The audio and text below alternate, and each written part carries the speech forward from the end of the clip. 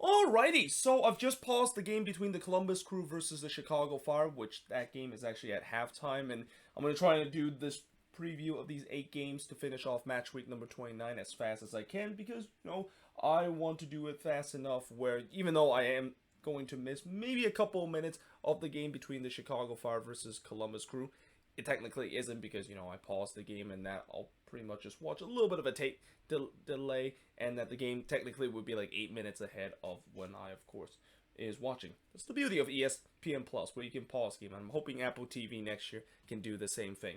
But we kick off the 8 games that's going to be finished off match week number 29 on Sunday. And remember, there's a lot of Sunday games this week because it is the Labor Day weekend. But we start off with the national televised game between the Portland Timbers versus Atlanta United. And we always seems to have a matchup like this where it's an interconference matchup, but it means a lot for both of these teams in terms of their playoff hope. I mean, for the Portland Timbers, after that big win against the Seattle Sounders, they got another big win against Austin FC. And again, this is why that Cascadia Derby means so much for the team that won it, which was the Portland Timbers, because it can really change your season and can give you momentum to get you into the playoffs. And it seems like the Timbers are riding that.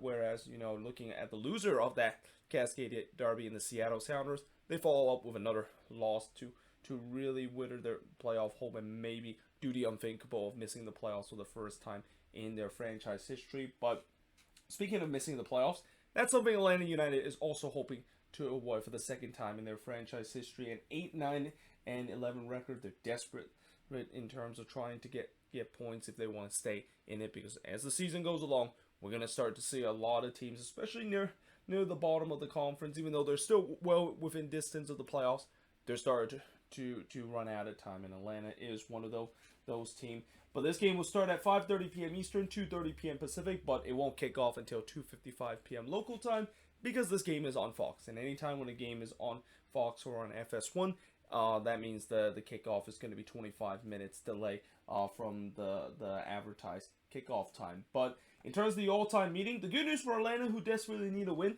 they do have a good record against the Timbers. In fact, they have never lost to the Portland Timbers in their franchise history. 2-2-0 over the Timbers, and that includes that famous MLS Cup win that they had in 2018. And I might as well just say this is a rematch of the 2018 MLS Cup. But the last 4 head-to-head matchup, like I said, it was a 2-0 win that Atlanta has against the Timbers before, the Atlanta won 2-0 against the Timbers. That was MLS Cup 2018. Then it was a 1-1 draw between both of these teams before another 1-1 draw between both of these teams. So, yeah, this should be very interesting in a way that, both of these teams desperately need some points. I mean, the Timbers, yes, they're above the red line, but you got a feeling that they need to get more points and that they kind of don't control their own destiny because the Galaxy, who's right below them, are actually having a couple of games in hand over them, and that if the Galaxy can win a couple of games in hand, they actually leapfrog the Timbers above the red line.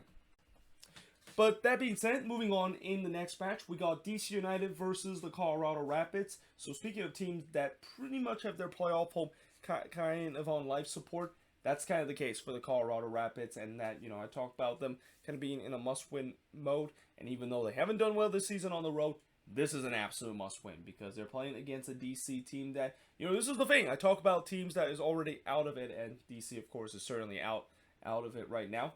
They're some of the most dangerous team to face because they have nothing to lose whatsoever. They love to play the spoiler row, and it seems like DC are kind of trying to do so after that big win against NYCFC last week on the road, and they're looking to try to do it again here against the Rapids. And DC have a 7-4-17 record. This game will start at 7:30 p.m. Eastern, 4:30 p.m. Pacific, but the actual kickoff is 7:38 p.m. local time.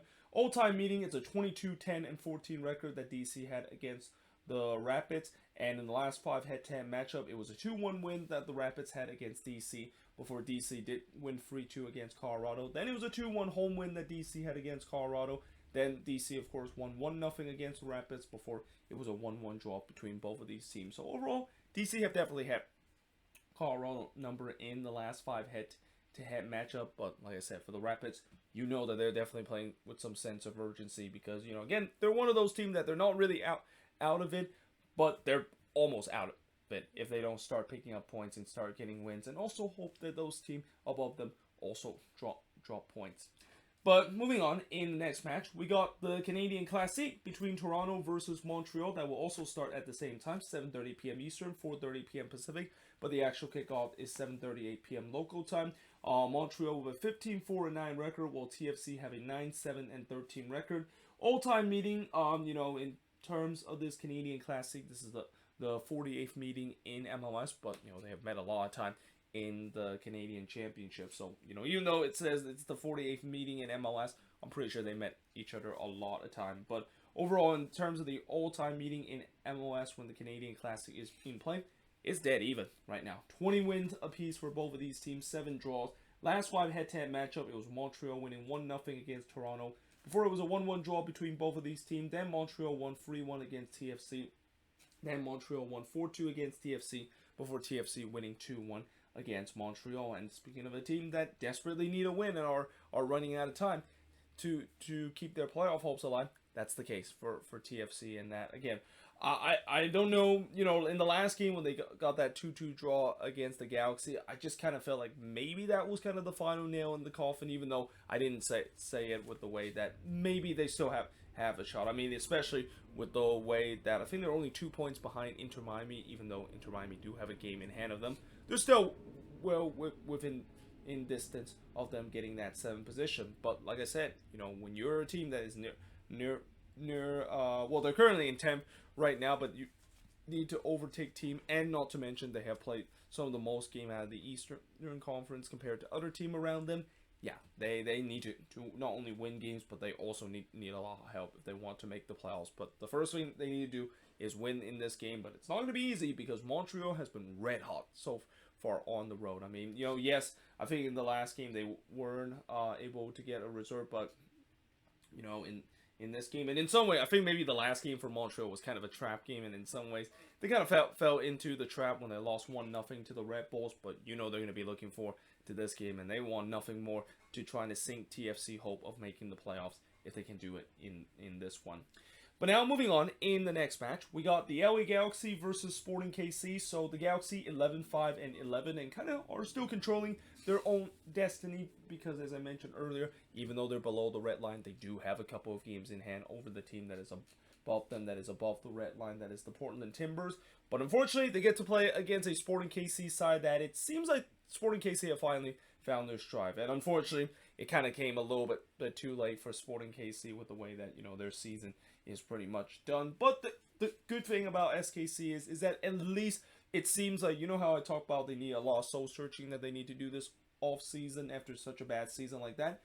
Maybe not so. I think they look like they could be in good shape as long as if guys like William Agata can continue to scoring at a torrent rate, and also while they're picking up Eric Tommy just being such a big menace in the midfield, and not to mention next year they are going to be getting the likes of Alan Pulido and maybe Gotti can get back in this team. So I think this team should be okay if they just can maybe fix up their defense a little bit, and that they also have been excellent in terms of playing the spoiler role, and they're looking to spoil the Galaxy chances in terms of going above the red line, as this game will start at 8 p.m. Eastern, 5 p.m. Pacific, but the actual kickoff is 5:08 p.m. local time. And unfortunately, you know how we already suffer one Twitter games this week? Yeah. Unfortunately, we're going to have to suffer another one, as this one is going to be on Twitter. And that the all-time meeting between both of these teams, 31, 16, and 29 in favor of the Galaxy. But the last 5 head-to-head matchup, it's been mostly in favor of Sporting KC, except for one outlier result, and you probably can tell when you look on the board what that one outlier result is. It was a 4-2 win that SKC had against the Galaxy, a 2-0 win that Sporting KC had against the Galaxy, another 2-0 win that Sporting KC had this time on the road against the Galaxy.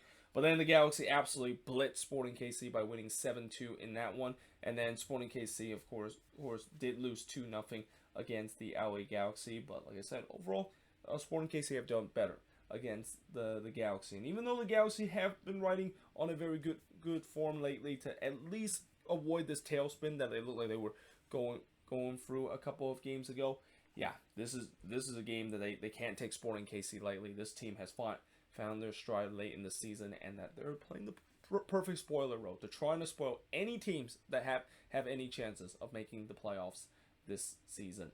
But that being said, I am now going to switch boards and look at the next 4 games, or the last 4 games, to finish off match week number 29.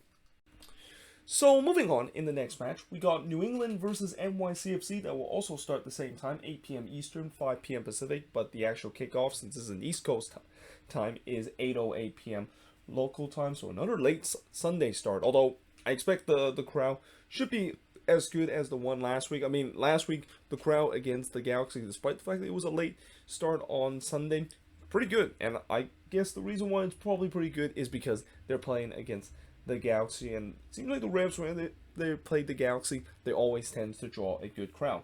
And I expect this one should draw a good crowd too, because this is actually the rematch of the Eastern Conference semifinal that we had last year, where NYCFC defied the odds and able to beat New England on the road, and the Rams, of course, losing in the first game of the playoffs, which continued the tradition of the supporter shield curse, and that it feels like this curse has been kind of the thing with a lot of teams winning the supporter shield, and most of them aren't able to conquer the mountain that is MLS Cup. Now, the Revs have an 8-11-9 record, while NYCFC have a 13-6-9 record. All-time meeting, both of these teams have 9 wins and 4 draw apiece. But in terms of the last 5 head-to-head matchup, earlier this season, NYCFC was able to win 4-2 against the Revs before the Revs won 2-1 against NYCFC. Then was a 2-0 win that NYCFC had against New England, a 3-2 win that New England had against NYCFC, and then a 2-1 win that the Revs had against NYCFC. Now, obviously, this is a big game for both teams. For the Revs, obviously, their playoff hope is definitely well and truly alive, with the way that, if they can still pick up some points and maybe have some help from team above them. I think they're only have to jump like one team in terms of getting that playoff position. Or actually, no, not one team. They actually have to jump FC Cincinnati and Inter Miami to get to that spot, which is definitely doable because those two teams I mentioned have dropped points lately. But, if they're going to do that, they need to, of course, get wins, and especially at home. And this is a good opportunity to do so, because despite the fact that NYCFC is still in that top 4 position, yeah, their home playoff chances is dwindling away. They are really struggling right now, and they just cannot get themselves in a form to get ready for the playoffs. And that, yeah, for the Revs, they need to take advantage of an NYCFC team that, again, this team just have not looked the same since Tati Castellanos. And despite the fact that I was hoping maybe they will do well with Tati Castellanos after he was loaned off to Girona, it has not been the case. It's been kind of, in some way, maybe some predicted that this team was heavily reliant on Tati, and once he's gone, yeah, so is the team mentality for the rest of the way. But moving on, in the next match, we got the Seattle Sounders versus the Houston Dynamo, and you talk about a team that desperately need a win, and this is pretty much a must win game kind of mode. That's what the Sounders are in right now. I mean, they're at a point where, yeah, it looked more and more likely the unthinkable could happen, that the Sounders, who currently have the longest active playoff streak, could potentially come to an end, and that this might be for the first time ever in their franchise history. They might actually miss the playoffs. Now, they do play against the Houston Dynamo, who has an 8-5-15 record, while the Sounders have a 10-3-15 record. By the way, the 15 loss that they suffered this season, the most that they have ever suffered in franchise history. Just to tell you how bad a season that the Sounders are in, and that they are now in a really unfamiliar position that we have never seen them been in their MLS existence. Now, this game will start at 9 p.m. Eastern, 6 p.m. Pacific, but the actual kickoff is 6:08 p.m. local time. In terms of the all-time meeting, the Sounders have a 14-7-6 record over the Dynamo, so they do have a relatively good record against the Dynamo, and it's been proven in the last 5 head-to-head matchup. It was a 1-0 win that they had against Houston on the road before. Houston did win 2-1 against the Sounders, but that's the only time the Dynamo has been able to get a victory over the Sounders in the last 5 head-to-head matchup. As the previous meeting, 2-0 win against the Dynamo that the Sounders had, a 1-0 road win again against the Dynamo before another 1-0 win on the road against the Houston Dynamo. And again, for the Sounders, they need this game badly, because, again, I mentioned how are they running out of gas with the way that they just look very uninspiring down the stretch, and that usually we see this team maybe go on a crazy second half resurgence to get themselves maybe in the second position in the Western Conference, but this season it just hasn't happened. And again, a lot of that may be due to injuries, because they have suffered some big injury and big losses to a couple of key contributors, and also they have suffered injury to even some of their key players for a time period. I mean, the latest player to be missing for a while now that is a key to the Sounders team is Christian Rodon, and you can definitely see that they definitely missed his presence in these last couple of games. But like I said,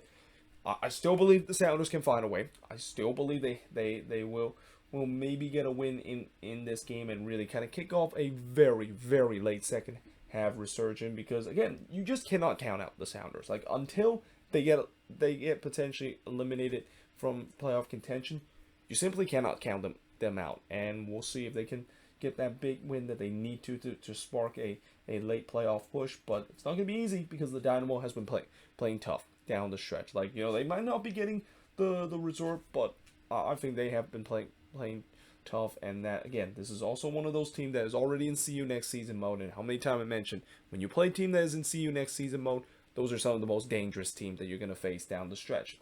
But now moving on, in the next game, we got the third wheel derby between the San Jose Earthquakes versus the Vancouver Whitecaps. I mean, I always love whenever this meeting happened, because, the third wheel derby, I would say that, I don't care what anybody said, it's one of the most underrated derby, and one of the most kind of derby that doesn't get enough attention, because, whenever the Quakes play against the Whitecaps, there's always tends to be some interesting thing that could happen.